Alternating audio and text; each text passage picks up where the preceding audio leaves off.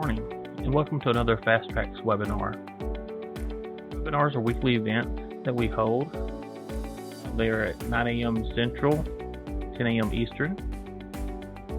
To get to webinars, you can go to our website at FTx.com, over to the Lifeline link, and you'll scroll about halfway down the page, Webinars.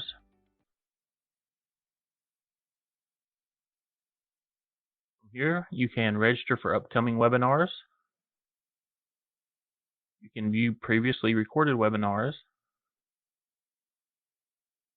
And you can also subscribe to get notified of upcoming webinars and other FasTrax news. So today we are going to be covering managing accounts, account groups, and creating delivery routes within Warehouse.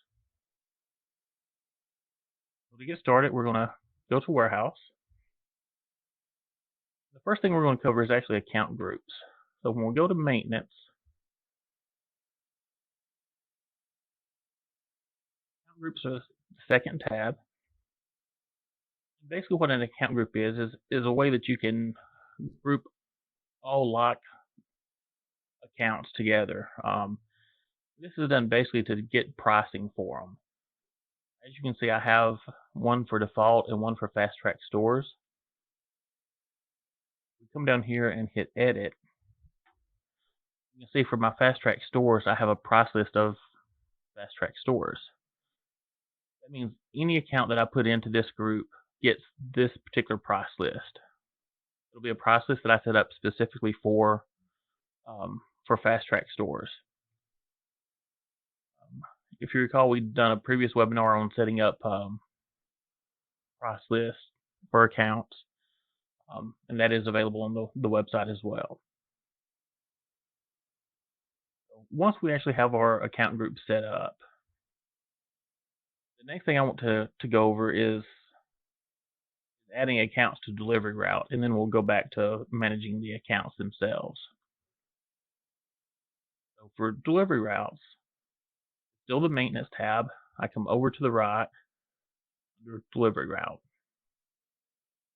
So I have one set up currently. It's called FasTrax stores. And in order to add accounts to that, I come down to the bottom, select my customer name. So let's add FasTrax store 1. I'll come over and tell it to add customer to route. Let's add my FasTrax store 2.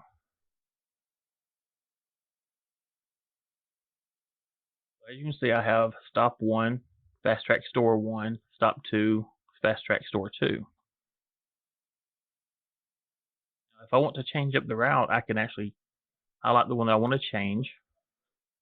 I can move it up to where store 2 is now the first stop, and then store 1 is the second stop. If I needed to move it down in the list, I just hit the down arrow. If I wanted to completely remove this particular account from the delivery route, I could hit this button that would remove it from the route. To create a new route, what we'd do is we would just come up here to the new route. This blanks out, and we would be able to type in the new name. Just name one default. We'll hit save. Now you see I have my FasTrax stores, but also I now have a default route. I don't have any accounts in here, so I can come down to the bottom again, do default store 2, add to the route, default store 1, I'm going to add it. Again, I can change the stop number just by highlighting it, so I'm going to move store 1 to stop 1. So that's how we create a delivery route and then manage the accounts within delivery, or which accounts go to which route. Now when we go back to accounts,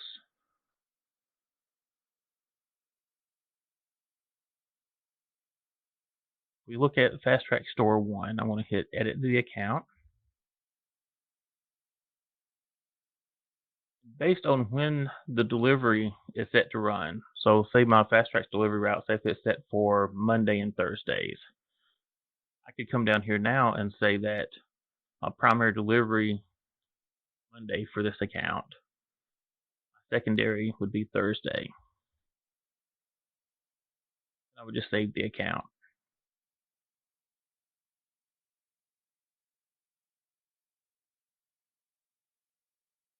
Now when I look at it again, as you can see, I now have delivery day set as Monday and Thursday for this particular account. I can do this for each one of the accounts, depending on how you want your route set up and for it to run.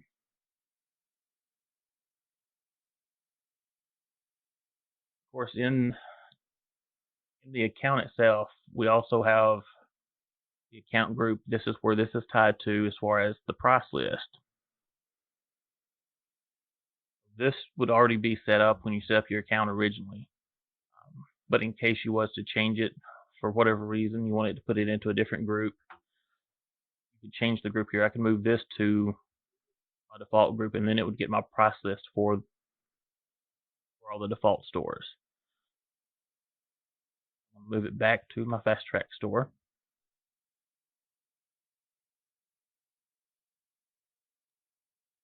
So that pretty much covers account groups, delivery routes, and managing the account itself for the delivery. As you can see, there are many other options in the accounts. We can go over those and kind of touch base on what each one is real quick on that. First, we have the account set up. We have a bill to, address 1, and address 2, and then also a ship to. If you do salesman, you can tell it what salesman to use from this drop down. If the account is tax exempt, you can put in a tax exempt number here, so you have that on file for them. On the delivery routes here, we can actually put in the route number. So if I name my routes like route 1, route 2, route 3, I can put the number in here for that delivery route. We have another tab for notes. This is just where we can put additional notes for the account. Anything that you want anybody that looks up the account would be able to see. They can go to notes and view whatever you put in here. Order history just shows anytime this account has placed an order, what the invoice number was, the status, if it's picked, invoiced, still open, what the amount was, if they've paid. Ledger history, if you're using accounting, will give you the total balance that they owe, their current, if they're greater than 30 days, 60 days, or 90 days. And any closed order would show in here with an invoice number and if it's paid or not.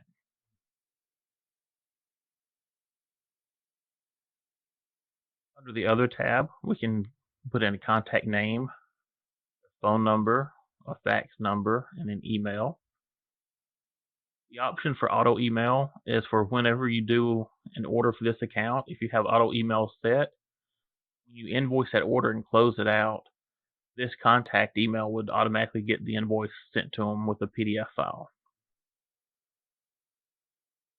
We can set up balance due notifications.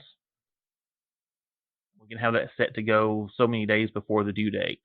So if we have them say set on a net 10 for payment, we can say 2 days out to set a reminder, and that would send an email to whoever you put in this account or in this box. So if we say 2 days before, it means on day 8, an email is going to be sent out and say this invoice is coming to you. If we're using Pricebook zones, you have the option to check the box here, then you'd select which Pricebook zone this account belongs to. You can set certain pick groups for the account. Custom tab again is just another section where we can put custom information in here for the customer. Again, this is just internal use.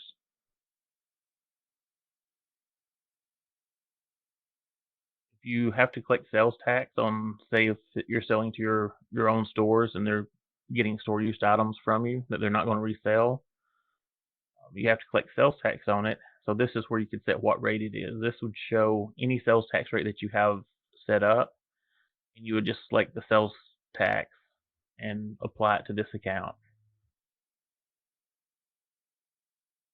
If you are keeping track of stamps, they would show up in here as far as which stamp this account would be set for, and that's based off of your taxes. And the last one is Prebook tiers. If you're doing pre-books and you're setting up tiers in order to base the amount of how many items are going to this particular account, you could set it up in here by selecting Prebook tiers and what tier it belongs to. So that covers account management here, along with the delivery routes and the account groups themselves. Hope you learned something today. We hope you have a good rest of the day. Thank you.